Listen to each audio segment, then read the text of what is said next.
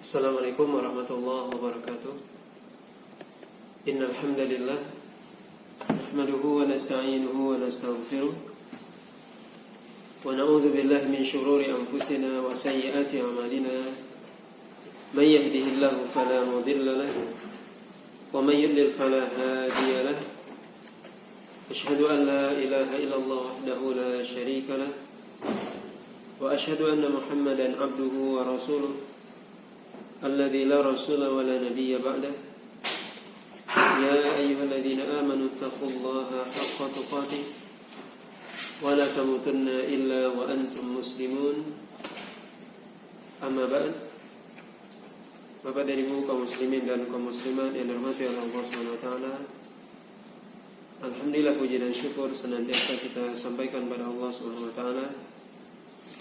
Salawat dan salam kita sampaikan kepada Rasulullah sallallahu alaihi wasallam dan juga kepada keluarga beliau, para sahabat, para tabi'in serta orang-orang mukmin yang senantiasa mengikuti beliau sampai hari kiamat nantinya. Pada kesempatan kali ini kita akan melanjutkan pembahasan kita dari pembahasan tentang fikih shaum atau yang berkaitan dengan Ramadan, yang insya Allah kita beberapa hari lagi akan mendapati Ramadan. Pada kesempatan kali ini kita akan sedikit merenungi firman Allah SWT dalam surah Al-Furqan ayat yang ke-30, di mana Allah SWT berfirman, A'udzu billahi minasyaitonir rajim. Wa qala ar-rasulu ya rabbi inna qaumi ittakhadhu hadzal qur'ana mahjura. Yang artinya Rasul mengadu kepada Allah SWT, mengadukan perkara umatnya kepada Allah SWT bahwasanya kaumku telah menjadikan Al-Qur'an sebagai sesuatu yang ditinggalkan. Al-Imam Ibnu Qayyim rahimahullahu ta'ala dalam kitabnya Al-Fawaid menyebutkan bahwasanya umat Islam itu sudah meninggalkan Al-Quran dalam beberapa bentuk. Yang pertama, hajru sama'ihi wal imani bihi wal isgha ilaihi, yaitu meninggalkan mendengar Al-Quran, beriman kepadanya, dan lebih mendengar kepada Al-Quran. Ini yang pertama. Sebagian umat Islam tidak lagi suka mendengarkan Al-Quran. Mereka lebih senang mendengarkan yang lainnya selain Al-Quran, baik itu nyanyian dan sebagainya. Mereka lebih banyak mendengarkan hal-hal yang tidak berfaedah, yang tidak bermanfaat, daripada mendengarkan ayat-ayat Allah SWT. Dan juga tidak beriman kepada Al-Quran. Bisa jadi tidak beriman bahwasanya Al-Quran adalah kalamullah, dan ini tentunya sebuah keyakinan yang sangat berbahaya, bisa jatuh kepada kekufuran ketika seorang tidak meyakini bahwasanya Al-Quran adalah perkataan Allah, atau tidak beriman akan kebenaran ayat-ayat Allah SWT. Sebagian mereka mengatakan bahwasanya Al-Quran diturunkan 14 abad yang lewat, tidak cocok, tidak sesuai dengan zaman sekarang. Mereka tidak beriman bahwasanya Al-Quran itu Allah turunkan untuk seluruh akhir zaman, untuk Rasulullah SAW dan umatnya sampai hari kiamat. Yang kedua, hajrul amal bihi wal uquf inda halalihi wa haramihi wa in qara'ahu wa amana bihi. Yang kedua, meninggalkan beramal dengan Al-Quran meninggalkan beramal dengan Al-Quran, dan juga untuk melaksanakan yang halal dan menghentikan yang haram dari Al-Quran, walaupun dia membaca dan beriman kepada Al-Quran. Sebagian kaum muslimin tidak mengamalkan Al-Quran, yang mana kita mengetahui bahwasanya Al-Quran di dalamnya ada perintah dan larangan. Ada perintah baik itu sifatnya wajib ataupun sunnah, ada larangan sifatnya haram ataupun yang makruh. Maka perintah Al-Quran mestinya dilaksanakan, yang wajib mestinya dilaksanakan, dan yang haram mestinya ditinggalkan. Maka ada sebagian yang tidak lagi beramal dengan Al-Quran, tapi malah melanggar apa yang telah ditetapkan oleh Al-Quran. Kemudian yang ketiga, hajru tahkimihi wa tahakum ilaihi, itu meninggalkan berhukum dengannya atau mengambil keputusan dengan Al-Quran. Yaitu kaum muslimin tidak lagi menjadikan Al-Quran sebagai pedoman hidup, sebagai pemutus perkara dalam kehidupannya, tapi berhukum dengan hukum selain Allah SWT. Ini bentuk bagaimana umat Islam meninggalkan Al-Quran, tidak lagi menjadikan Al-Quran sebagai hakim yang memutuskan perkara mereka. Kemudian yang keempat, hajru tadabburihi wa tafahumihi wa ma'rifati ma aradal mutakallim bihi minhu, yaitu meninggalkan mentadabburi Al-Quran dan memahaminya, dan juga meninggalkan untuk mengetahui apa yang dimaksud oleh yang berbicara, yaitu Allah SWT. Maka Al-Quran, ya, sebagian kaum muslimin tidak lagi mentadabburi Al-Quran, tidak lagi mau memahami apa yang dia baca, tidak mau tahu terhadap apa yang ada disebutkan dalam Al-Quran. Maka bagaimanakah kaum muslimin bisa mendapatkan hidayah dari Al-Quran? Kemudian yang kelima, kata Imam Ibnul Qayyim, hajru al-istishfa wa tadawi bihi fi jamil amrad al-qulub wa adwa'iha, yaitu meninggalkan berobat dengan Al-Quran dalam segala macam bentuk penyakit-penyakit hati. Maka ini kaum muslimin dan kaum muslimat dirahmati oleh Allah SWT, yang disebutkan oleh Imam Ibnul Qayyim ketika berbicara tentang ayat ini, disebutkan oleh beliau dalam kitab Al-Fawaid, bahwasanya kaum muslimin meninggalkan Al-Quran. Maka momen hari ini atau beberapa hari lagi ini, di mana kita akan kedatangan bulan Ramadan, bulan yang sangat mulia, ini adalah momen di mana kita harus kembali kepada Al-Quran.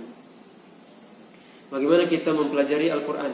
Ini yang pertama sekali, kita mempelajari Al-Quran, cara membaca Al-Quran dengan tajwid yang benar.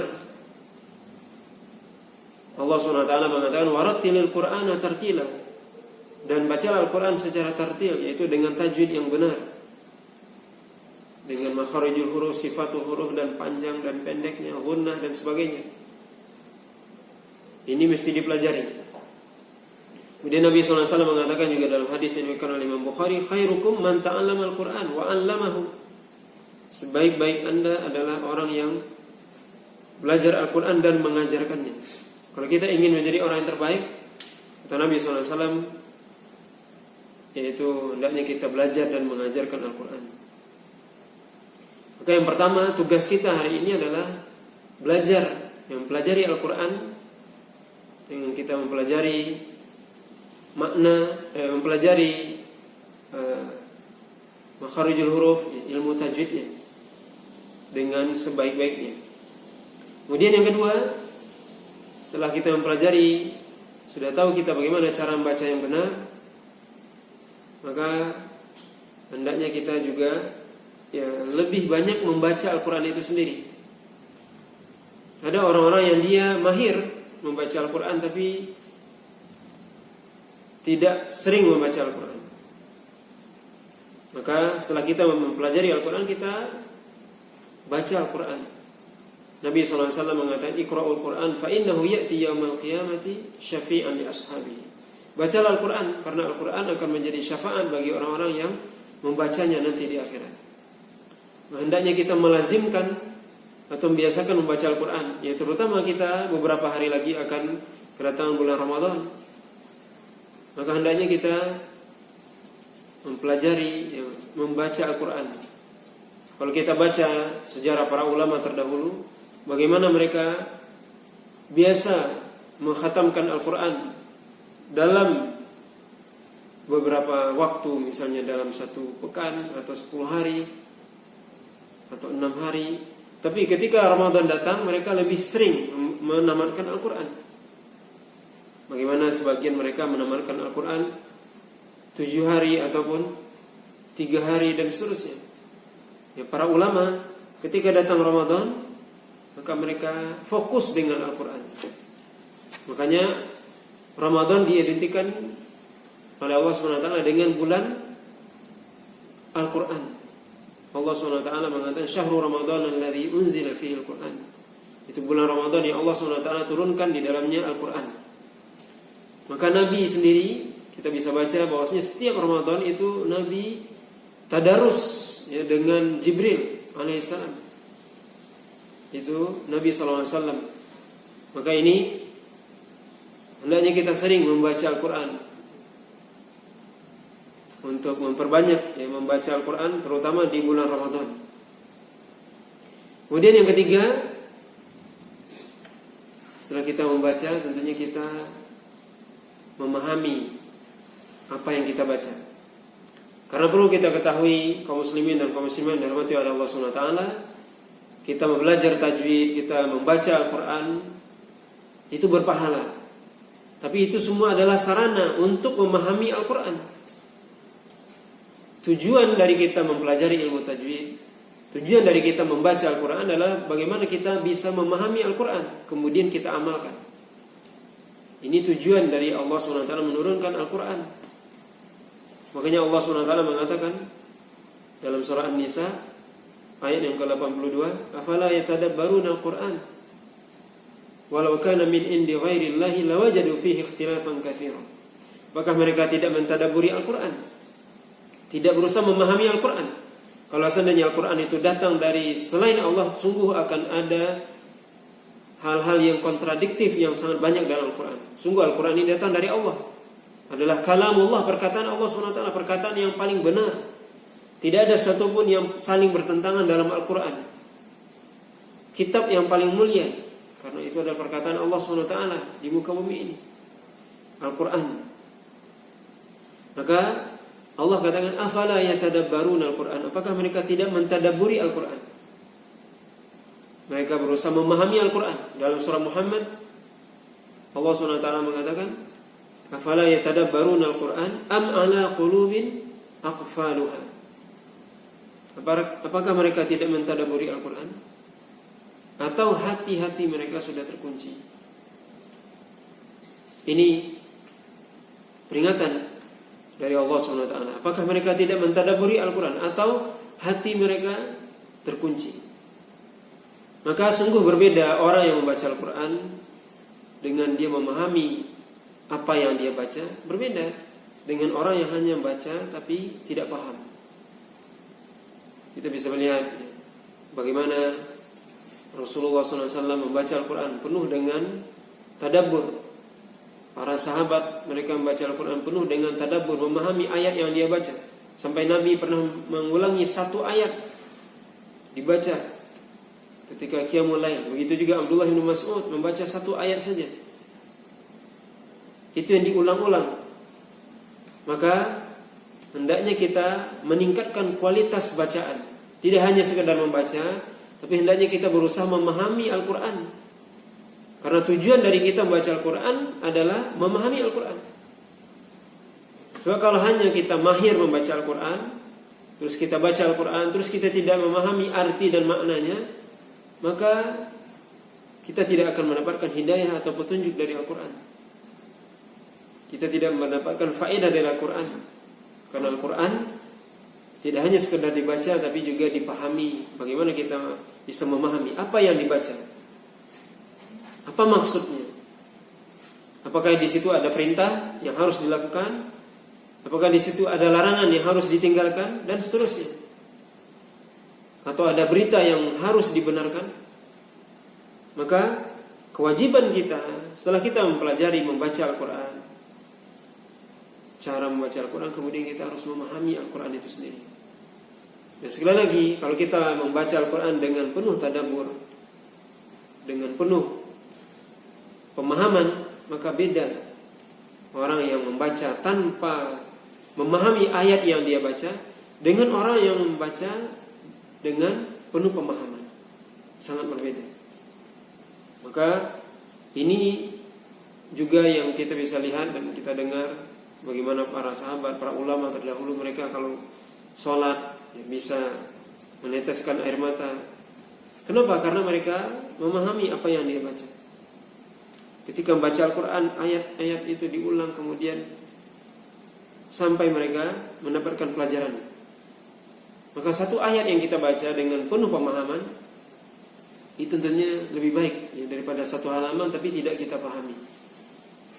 Maka di sini hendaknya kita dalam Ramadan ini juga berusaha kita untuk mempelajari makna dan tafsir dari Al-Quran.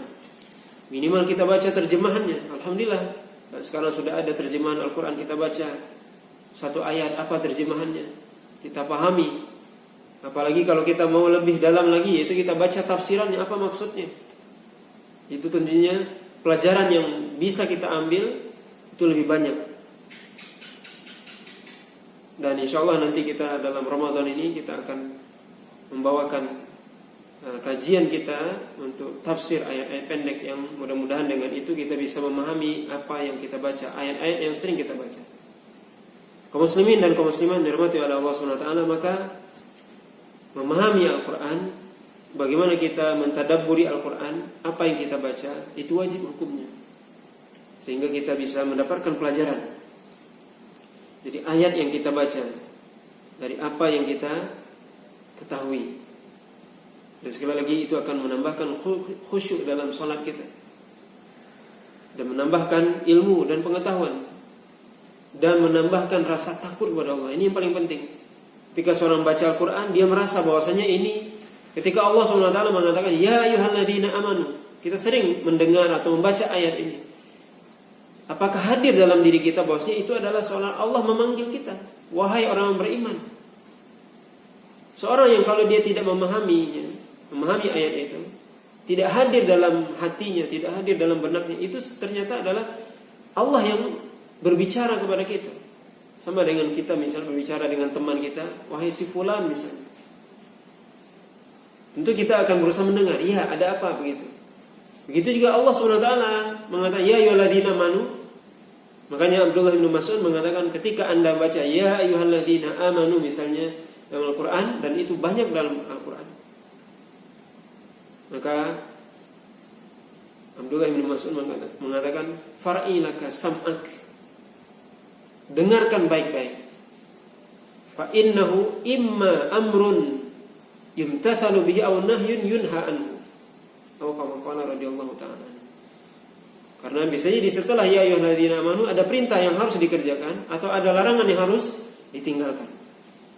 Ini contoh, salah satu contoh kita katakan bahwasanya mesti kita meningkatkan interaksi kita dengan Al-Quran. Tidak hanya sebatas kita membaca Al-Quran, kita mengkhatamkan bagus, tapi juga harus ada hal yang kita lebihkan. Kita berusaha memahami apa yang kita baca. Ya minimal kita memahami ayat-ayat yang sering kita baca dalam sholat kita, sehingga dengan itu juga bertambah khusyuk sholat kita.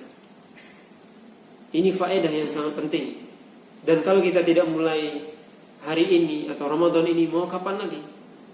Maka mesti kita merubah mungkin cara pandang kita selama ini. Yang kalau kemarin kita selalu mentargetkan, saya Ramadan ini targetnya khatam 1 kali, saya targetnya khatam 2 kali, saya khatam 3 kali, bagus. Tapi tidak boleh hanya cukup dengan itu saja. Hendaknya kita mentargetkan juga, saya Ramadan ini harus bisa mengkhatamkan juga, atau bisa memahami beberapa surat dari surat-surat yang sering saya baca, sehingga kalau kita baca ayat itu dalam salat kita bertambah khusyuk dan bertambah rasa takut kepada Allah SWT. Makanya para ulama, mereka adalah orang yang paling takut kepada Allah. Innama yakhshallaha min ibadihil ulama. Kenapa? Karena mereka yang paling kenal dengan Allah. Dan bagaimana bisa mereka kenal Allah? Tentunya dengan membaca Al-Quran dan memahami Al-Quran. Mereka pahami Al-Quran sehingga mereka memahami apa maksud dari itu, dan mereka tumbuh rasa takut kepada Allah SWT. Ini yang paling penting. Setiap kita membaca Al-Quran, semakin kita baca Al-Quran, semakin lembut hati kita, semakin takut kita kepada Allah SWT. Kenapa? Karena kita membaca Al-Quran dengan penuh pemahaman. Tapi kalau tidak, kita tetap membaca Al-Quran tapi tidak ada perubahan dalam kehidupan kita. Kita membaca Al-Quran tapi tetap kita melakukan yang dilarang oleh Allah.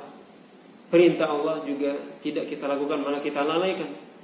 Kenapa? Karena Al-Quran tidak berbekas dalam diri kita. Kenapa? Karena kita tidak memahaminya. Maka hendaknya Al-Quran yang ada di tengah-tengah kita ini hendaknya bisa memberikan pengaruh dalam kehidupan kita. Sekali lagi, tidak hanya sekedar kita baca, tapi kita pahami apa maksudnya, kita renungkan, kita hayati, sehingga kita benar-benar mendapatkan pelajaran yang sangat penting dari Al-Quran. Kaum muslimin dan kaum muslimat dirahmati oleh Allah SWT. Kemudian juga setelah kita memahami Al-Quran, tentunya yang paling penting setelah itu adalah bagaimana kita mengamalkan Al-Quran. Kita sudah baca Al-Quran, kita sudah pahami, kita membacanya, kemudian sampai kita menangis misalnya. Tapi tentunya setelah itu kita amalkan. Karena tidak ada gunanya kalau kita membaca Al-Quran kemudian kita sampai menangis tapi tidak kita amalkan, tidak ada gunanya. Al-Quran diturunkan untuk kita pahami, kemudian kita amalkan. Apa yang diperintahkan oleh Allah SWT dalam Al-Quran, itu kita amalkan. Apa yang dilarang oleh Allah SWT dalam Al-Quran, kita tinggalkan.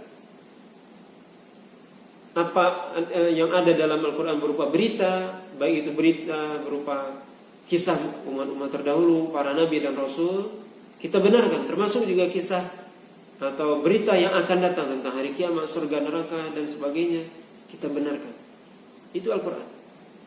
Perintah yang harus kita lakukan, larangan yang harus kita tinggalkan, berita yang harus kita benarkan, baik itu berita cerita masa lalu ataupun masa yang akan datang, yaitu yang berkaitan dengan akhirat. Kita amalkan.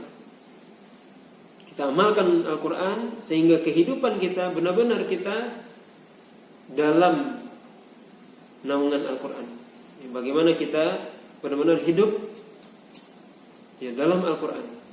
Artinya Al-Quran memang menjadi suatu hal yang kita praktekkan dalam kehidupan kita, dalam segala hal. Kita mengikuti apa yang diperintahkan oleh Al-Quran dan meninggalkan apa yang dilarang oleh Al-Quran. Makanya Allah SWT, makanya ibunda kita Aisyah ketika ditanya tentang akhlak Nabi, bagaimana? Aisyah mengatakan Rasulullah SAW kana khuluquhul Quran. Rasul itu akhlaknya Al-Quran. Apa maksudnya? Bahwasanya Nabi SAW itu mempraktekkan apa yang ada dalam Al-Quran. Akhlak Nabi artinya perilaku Nabi sehari-hari itu sesuai dengan Al-Quran. Itu maksudnya. Itulah contoh kita, itulah suri tauladan kita Rasulullah SAW. Bagaimana kita benar-benar dalam hal ini mempraktekkan apa yang diperintahkan dalam Al-Quran. Allah SWT memerintahkan kita untuk menjaga sholat yang 5 waktu, kita lakukan.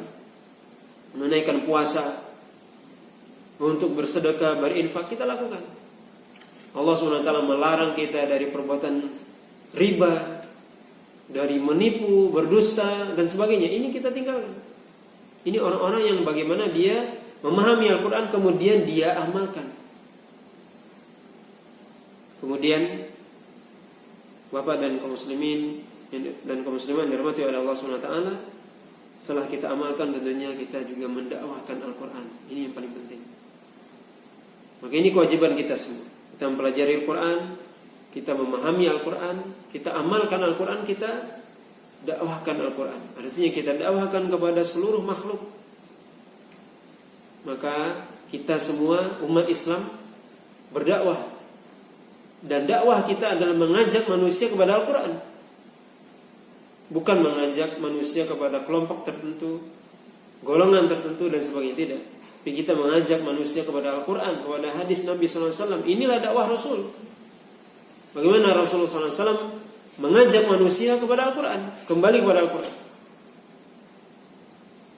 Bagaimana para sahabat, para ulama terdahulu mengajak manusia semuanya kembali kepada Al-Quran dan Sunnah Nabi SAW. Maka ini kewajiban kita, dan ini mesti kita mulai ya, hari ini ya, dan Ramadan ini.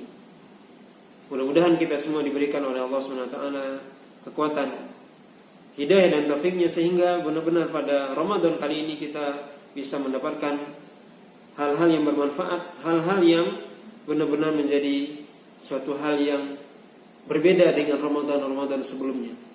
Bagaimana kita, mungkin selama ini kita sudah mempelajari Al-Quran, bagaimana cara membaca Al-Quran.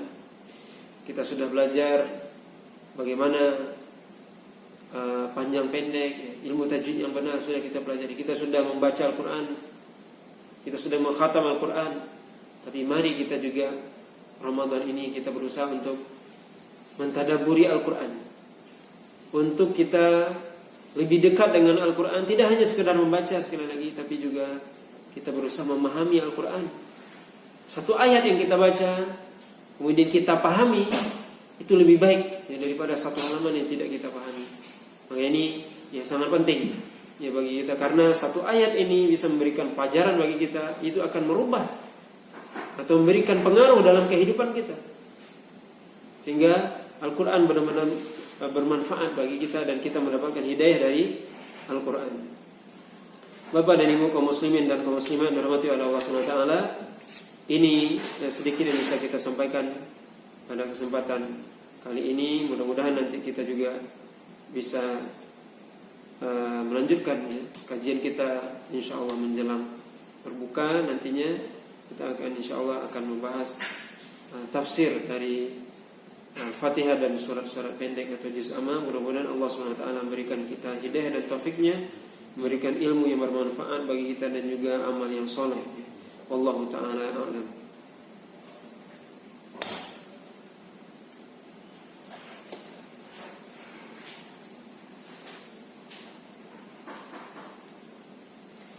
Nah, di sini ada pertanyaan.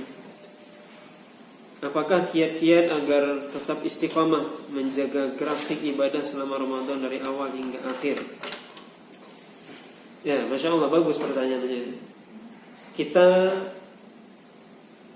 akan masuki Ramadan, maka bagaimana kita bisa menjaga grafik kita tetap, atau kalau bisa grafiknya lurus, naik.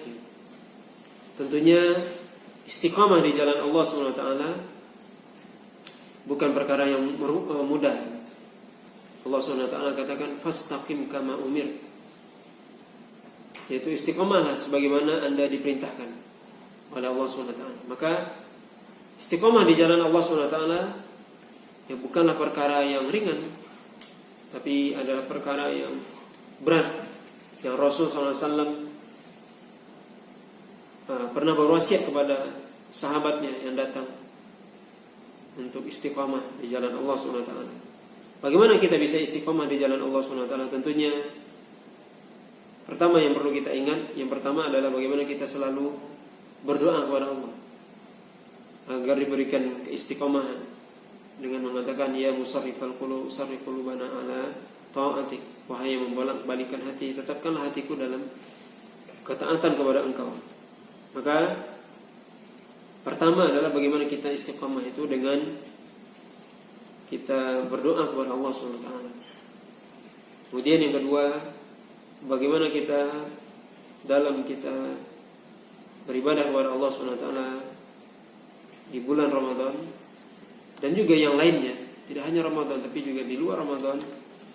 Yang pengaruh istiqomah kita ini diantaranya adalah teman ataupun lingkungan kita. Hendaknya kita bisa menjaga lingkungan teman yang baik sehingga kita bisa istiqomah.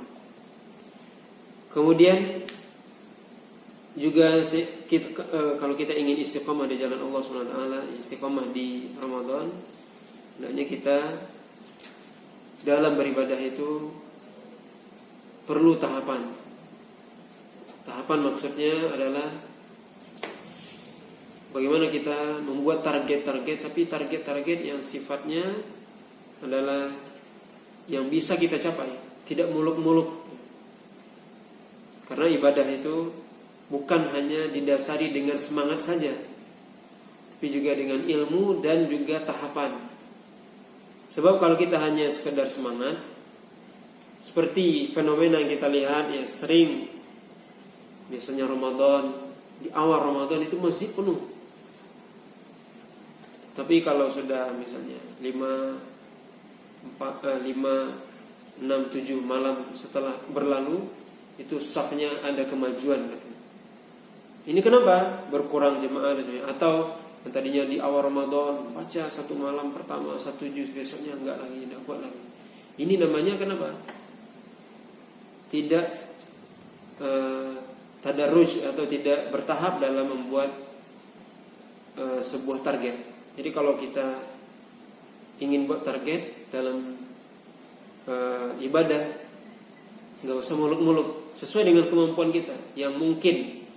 Dan justru kita mulai dari yang sedikit. Misalnya kita targetkan hari ini saya menargetkan baca Al-Quran 1 halaman saja. Dengan kita sudah berapa hari, kemudian kita akan ada merasa ada kemampuan, ada merasa kelezatan, baru kita naikkan targetnya. Begitu cara kita istiqomah dalam beribadah kepada Allah, baik itu di Ramadan ataupun di luar Ramadan. Jadi kita harus pakai target, dan target kita harus bertahap. Tidak hanya sekali lagi berdasarkan semangat saja, tidak, tapi sesuai dengan kemampuan.